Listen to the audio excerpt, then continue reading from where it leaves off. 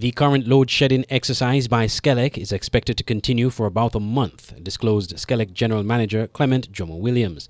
However, Mr. Williams told SK Newsline on Tuesday that some progress was being made that will reduce the load shedding times during the course of the month. From since Saturday, the team at the power plant have been working assiduously in trying to make minor and major repairs to some of the generators as much as possible.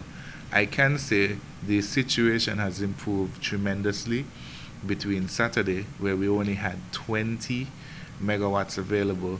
Now, today, as we speak, we have about 23 megawatts that's available. So that will significantly, as I said earlier, reduce the amount of time needed to load shed. The overall window for the completion of the load shedding is still at 1 month, but the situation has improved tremendously, and we are hoping to see even a slight improvement by the end of the week, as we would have some items flown in from Miami to assist with the repair of one of the other containerized standby units. Mr. Williams explained the reason for the load shedding. On Saturday, we had a failure on the G4 alternator.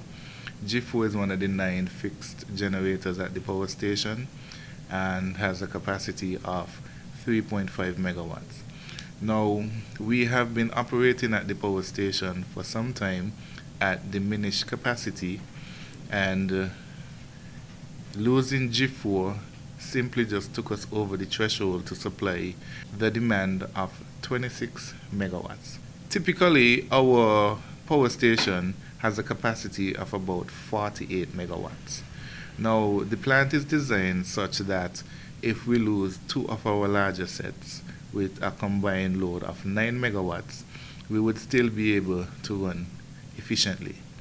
We're in a position now where we have lost about 4 units. So we have G1 with 5 megawatts, G9, which is out on maintenance at 3 megawatts, G4, which is the one we lost on Saturday, with 3.5 megawatts.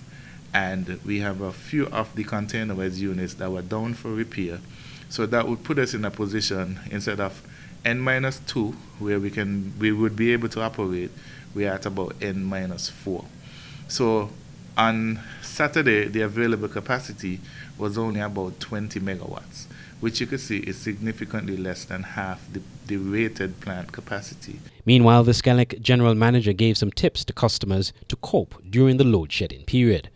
The advice I can give to the general public is just to be understanding. Now, we're not in this position because we want to be in this position. For whatever reason we are here, we have to work through it together.